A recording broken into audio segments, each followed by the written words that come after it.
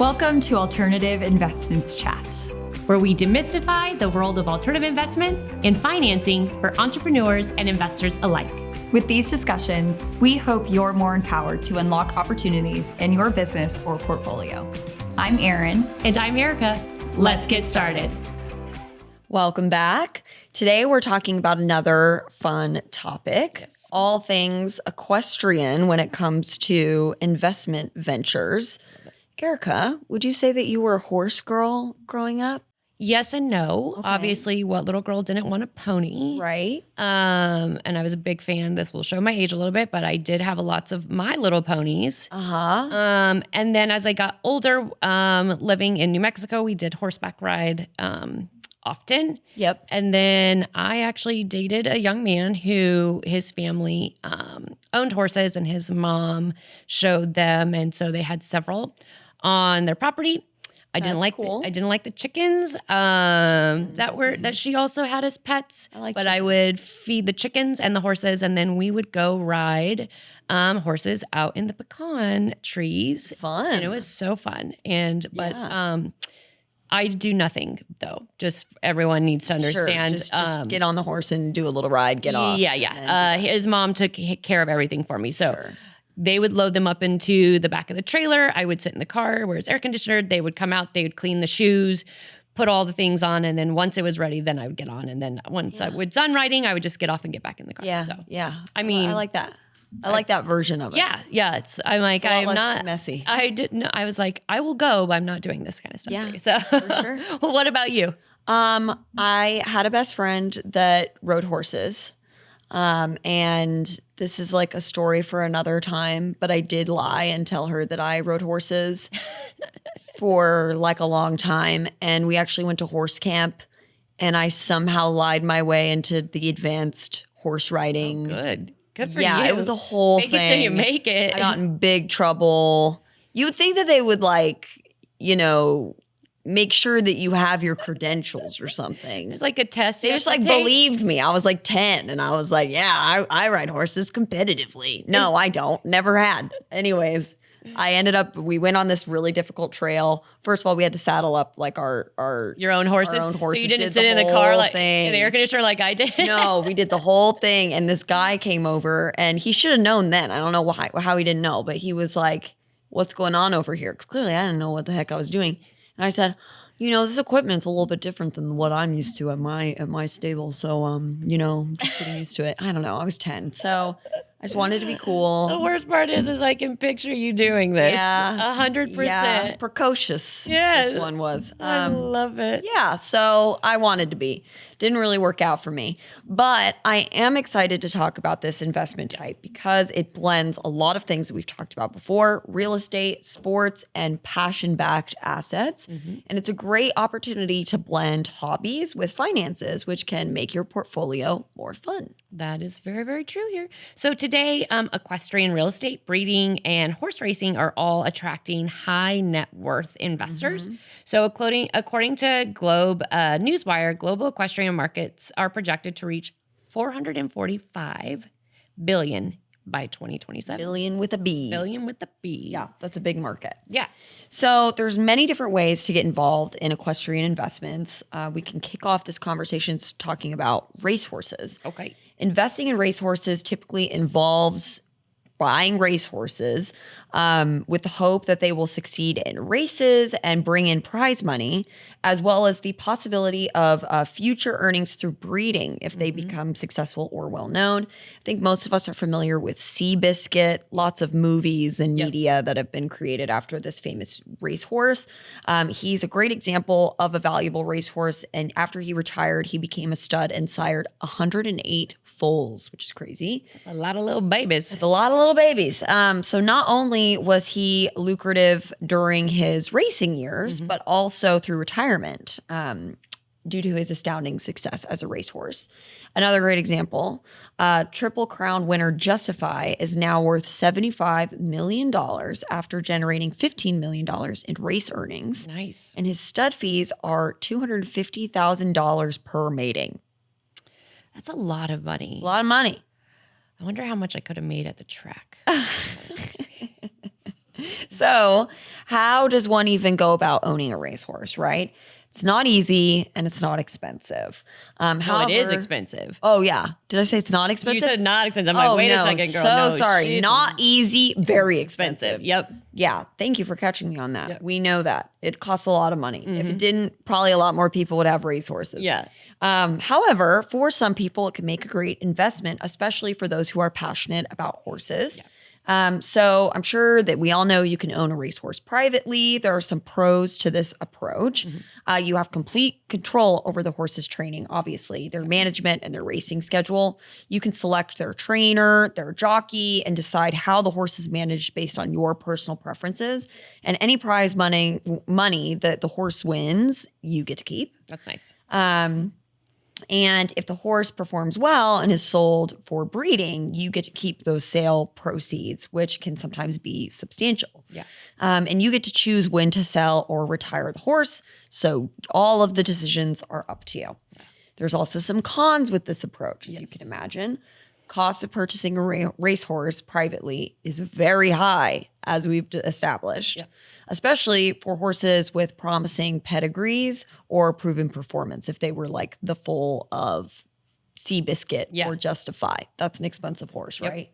If the horse doesn't perform well or gets injured, you bear the full financial risk. And if a horse doesn't succeed, that may not generate enough income to cover the actual cost of having the horse. Yeah. Owning a racehorse privately can be time consuming. Even if you hire a team to take care of that horse, you're in charge of all the decisions, which could be very costly on your time.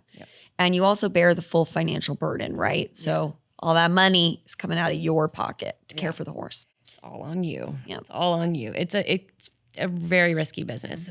Funny story. My grandmother owned a racehorse. Oh. No, don't say worst investment of her life. Oh. She did not get a pedigreed racehorse. In fact, this racehorse decided to run backwards on the track, which is a big no-no in the race community, and it was kicked out of the races. So she quickly sold that. Whoopsies. That guy. She didn't own him for very long, and she didn't do her research. It was, trust me, when I came home and my mom told me your grandmother bought a racehorse, I was excited. Of course. I would be. Not like I said, very risky business. Yeah. So, well, there is another option that you can actually own a racehorse through a syndicate. I wish my grandmother would have done that. So let's talk about the pros of this approach. So syndicates allow you to pool and your resources with other investors, reducing the upfront cost of purchasing the racehorse. So this makes ownership accessible to a broader range of people. Obviously, if you're splitting something, everyone's down to split something most of the time. Split an appetizer? Yeah. Not an entree. Stay away from my french fries. Yeah, I want to. Syndicates can shares can start at much lower prices compared to buying a horse privately, making it more affordable option. Right. The financial risks then are spread amongst the members of the syndicate, which is also nice. So if the horse doesn't perform well or suffers an injury, your financial exposure is reduced, making it less risky than owning a horse outright. Yep. Syndicates often hire experienced professionals to manage the horse, including trainers, managers, and agents, ensuring that the horse is given the best care and attention. Right. This is especially beneficial if you're not familiar with the intricacies of a racehorse. Right. Like me. Maybe your grandmother. My poor grandmother. And myself. Like, I don't know how to clean the shoes and put do all the things. all the stuff on. I'm like, no, just tell me when it's ready and I'm ready to go. But as a syndicate member, your involvement is usually limited to decision-making meetings and occasional race days. So you can kind of say, hey, you can enjoy the perks of ownership without being fully immersed. In the day-to-day management of the horse, you can say like, hey, I'm not really wild about that race or whatever. Sure. Now, what about the cons? As a member of a syndicate, you have limited control. Yep. Major decisions are made by the syndicate's management team. And individual owners typically don't have a say in how the horse is trained or raced. Right. So you might say, hey, I don't really like that, but they're going to say, too bad. Yeah, girl, you don't know nothing. Sit down. So that's unfortunate. But any prize money also, earnings or proceeds from the sale of the horse are split amongst all the members as well. While your share will be proportional to your investment. So if you have, you own 3 legs instead of only 2 legs of the horse. I'm assuming that's how you do it. I want the front 2 and the mane. Sure. That's my portion how of they the do it. horse. But anyway, if you any money gets split. So you might get a smaller cut if you only own 1 leg. Exactly. Syndicates involve multiple investors, so which means there can be disagreements, like I said, over decisions or directions of where you want to take the horse. So not all owners may agree on which races to enter the horse's or the horse's future, which can create tension. Right. So one online platform that does allow for this fractional ownership is My Racehorse. My Racehorse. My Little Pony, My Racehorse. And I love how right on the homepage it says, for centuries, racehorse ownership has been reserved for the ultra wealthy. But what about the other 99%? Yeah. I love that we're seeing all kinds of inclusive language that is propelling the democratization of alternative investments, especially when it comes to horsies. Yeah, horsies. Yeah, so now let's jump into the real estate side of things. Equestrian estates are properties that are specifically designed for equestrian activities, such as horse breeding, training, boarding, or simply just for recreational riding.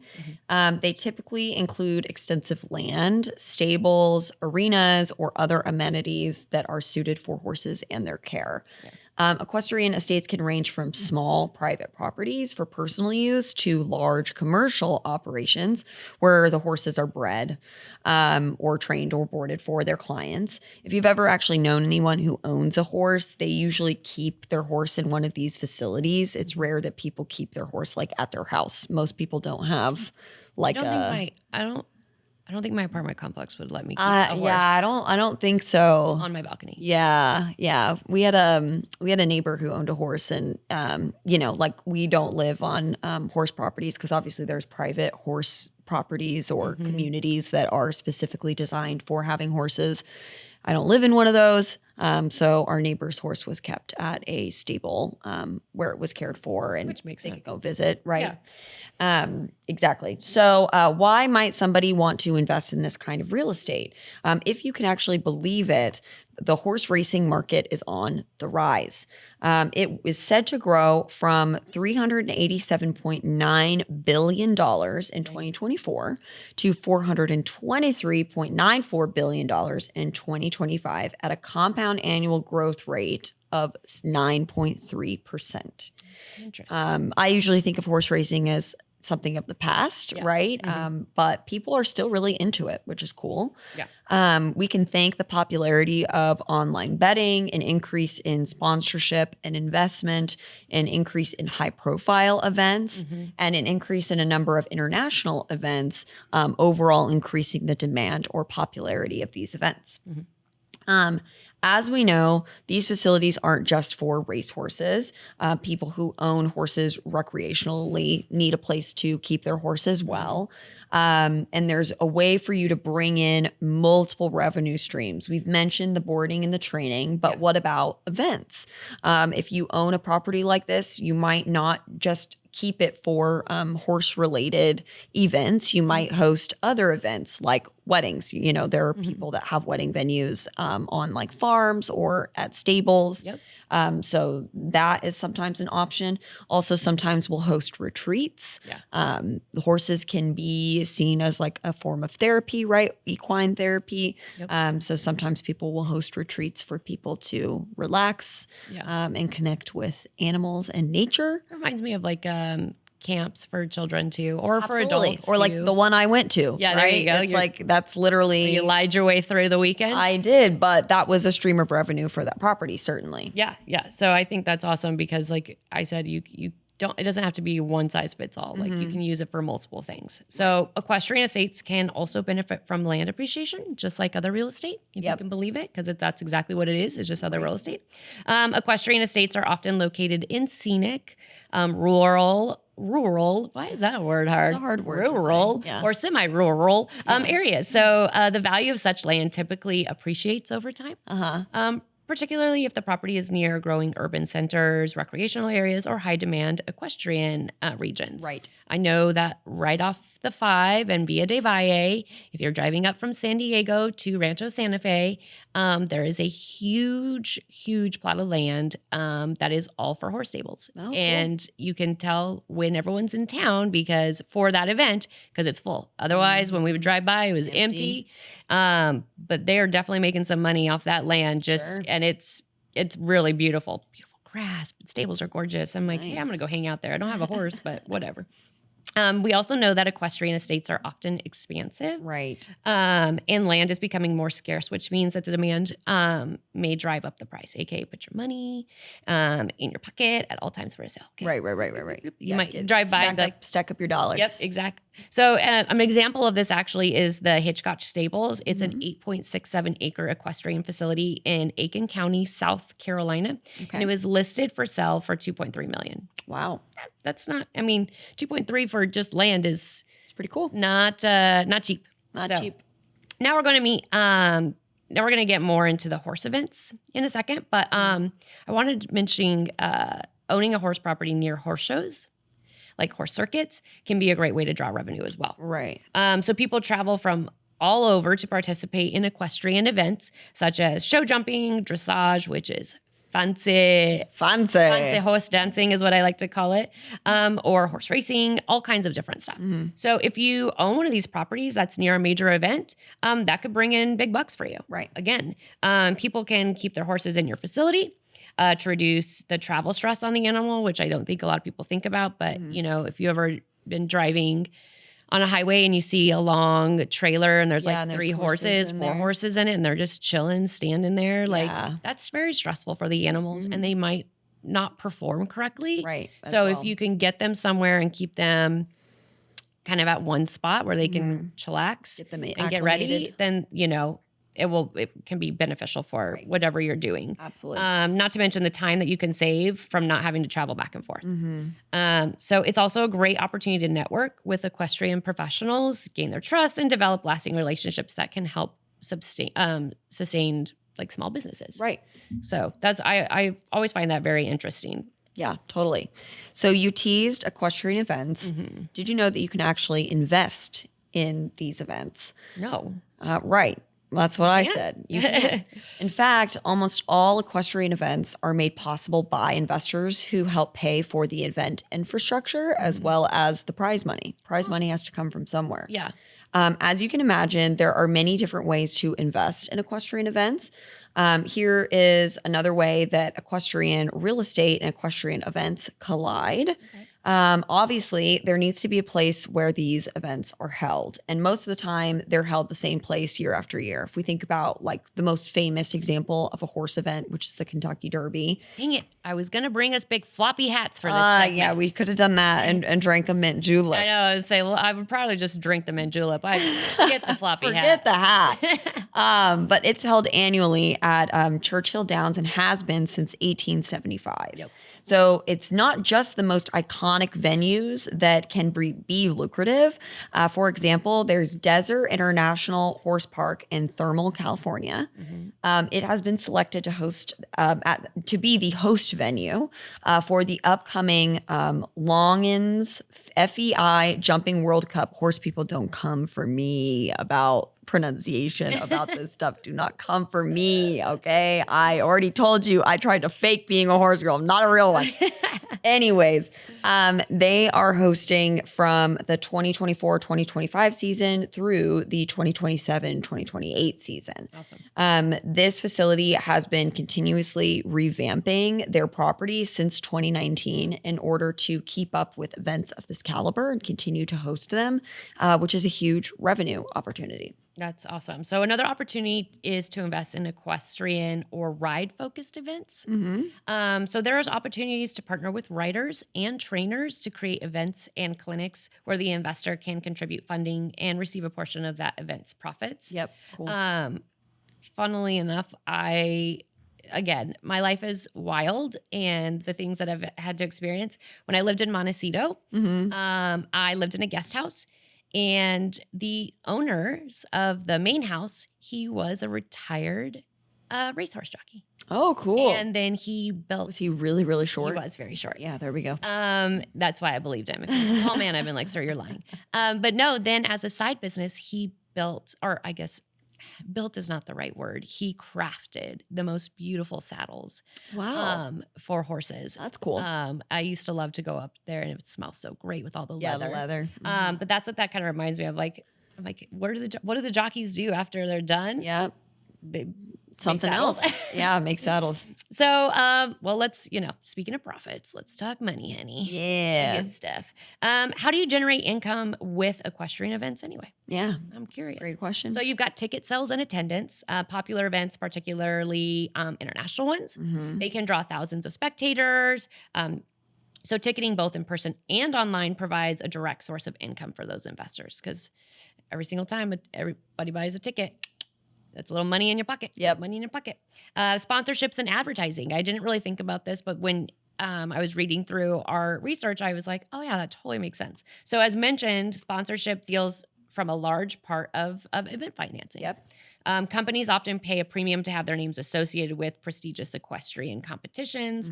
Additionally, even event organizers, they can sell advertising space on event materials, on their websites, and broadcasts. Yep. Think about it. Every single sport does this. Yep, they do. And so why not horsies? Right. You know? No horses. And then you've got the broadcasting rights. So major equestrian events like the Derby, Yep. Kentucky Derby, particularly those with global reach, can command significant amounts of broadcasting rights. Yep. So networks or streaming platforms are willing to actually pay for the right to air that event to attract viewers and advertisers. Exactly. It's kind of like when, Super Bowl does the same thing. Why not these racing events? Yep. And we know, of course, as investors, the more money an investment draws, the higher the profits. We like that. Now, I know there's got to be some risks involved in equestrian investments. So let's break some of those down. Yeah, absolutely. So obviously, every single type of equestrian investment comes with its own unique risks. So we can go over a few here. Okay. When it comes to investing in racehorses, there is injuries and health problems that we should consider. Yeah. Just like any athlete, racehorses may become injured from performing their sport. Some injuries may just require bed rest and they'll be fine. Others could be career ending. This is a terribly sad story, but I think it's worth sharing to illustrate some of the risks that can come with this kind of investment. Barbaro, this is a racehorse that was born in 2003 and actually passed in 2007, had a short life. Was the champion American thoroughbred racehorse who won the 2006 Kentucky Derby. Oh, wow. But shattered his leg 2 weeks later in the Preakness Stakes, which ended his racing career. And there were some complications that occurred due to this injury, which eventually led to the decision to euthanize him, which is so heartbreaking and sad. And it's sad for a lot of reasons, but a horse is not just an investment, but it's also a living animal that is loved and is cared for by people. Yeah. And to lose an animal is always hard. And horses are actually very, very smart. They are very smart.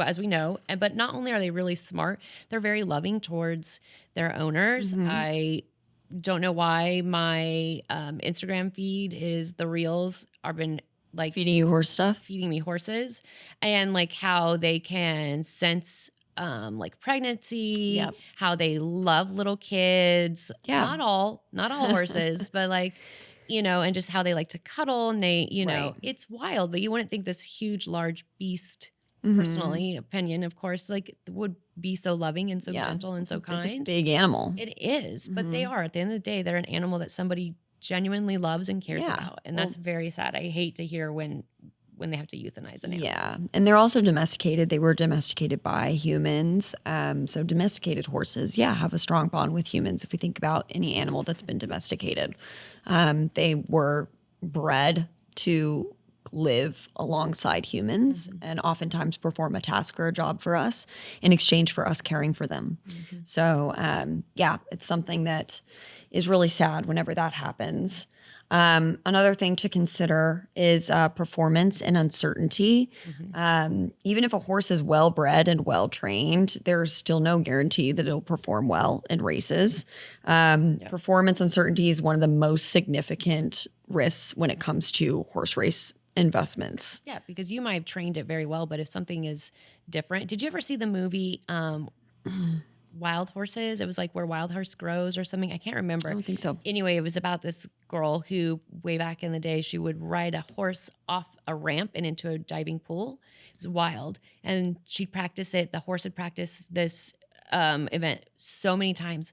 But the day that it was like a circus trick essentially. Sure. And the day they went to perform it in front of a huge, huge crowd, a band with two cymbals hit the cymbals hard and it spooked the horse. Yeah. And it jumped. It almost hurt the rider and really hurt the horse. But it had done it trained to do this specific thing over and over and over again. But somebody else decided to put a loud noise in and it spooked the horse. So you never know. Yeah, you do never know. It's something to keep in mind for sure. Yeah. Also, the cost of ownership. We've talked about how expensive it is. These expenses quickly add up, even without the horse ever winning a race. Yeah. You have travel fees, training fees, vet and medical costs, insurance. So just to name a few, right? What are the risks that are associated with equestrian real estate? So, with all real estate. So there is market fluctuations. Right. Equestrian properties are specialized market, and their value is closely tied to the demand for people involved in equestrian activities. In regions where equestrian sports and lifestyles are popular, demand for equestrian properties can be really high. But it may not be as strong in the areas where those activities are less common. Right. If the demand drops due to economic shifts or changing trends, it could impact the resale value. Again, if you have a beautiful property, all of a sudden they start building stuff around you, it might not be a good property anymore. Right. So next thing you know, you just got empty land for no reason. Then also there's maintenance and upkeep costs. Again, in addition to standard real estate upkeep, equestrian properties that require specialized care, such as maintaining pastures, fences, barns, and riding arenas, which you wouldn't really normally think about. And equestrian properties, they often have more complex infrastructures than residential homes, which is more costly. Managing horse-friendly land, including pasture management, irrigation systems, can be time-consuming and costly. Yeah. Especially if you're maintaining a large acreage. Right, totally. We also have those zoning and regulation risks. Zoning laws may restrict how an equestrian property can be used. So particularly if you plan to expand or develop the property further, example, turning it into a commercial boarding facility or even an event center. There may be restrictions on the number of horses you can keep, the type of events you can host, or the construction of new buildings in general. So obviously these aren't all the risks. There's tons more, but we, as always, if you're interested in this kind of investment, talk to your wealth advisor, examine the risk thoroughly before making an investment, talk to experts. There's tons out there. So use your resources for sure. Absolutely. So what did we learn today? That we don't know how to ride horses. That we probably shouldn't invest in this space. Cool to learn about, but it's probably not the one for you and I.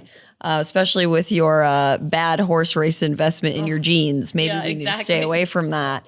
But we did learn that equestrian space, and particularly investing in this space, blends real estate, sport, and legacy, which can make it a rich in alternative value. There's lots to explore there. And especially like the legacy part, you think about people who have been horse breeders for many years, or something their family does, right? Like people are really passionate about this. So it's a cool opportunity. But with that, this isn't an investment for everybody. It is advised for investors to understand both the lifestyle and the business of horses, especially if you are involved in any sort of direct ownership. If you don't know how to clean the shoes or put the saddle on, probably shouldn't own one. Yeah, you shouldn't own a horse. Diversification, though, in this sector can mean owning land, horses, or even an event. So that's great. You got a few options there. Patience and passion are key drivers in the returns. You got to really like these guys. So if you're looking to expand your portfolio beyond those traditional markets, the equestrian world might be your next wild ride. Yeah. All right. Thanks for tuning in. We'll see you next time. Thanks for joining us. Stay tuned for more insight on our next episode. And don't forget to subscribe to continue the Alternative Investments chat. See you next time. Content provided in this podcast is for informational purposes only and should not be construed as professional, financial, or investment advice. This podcast should not be construed as an offer to sell or a solicitation of any offer to buy any securities. We strongly recommend that you seek advice from a qualified professional before making any financial decisions.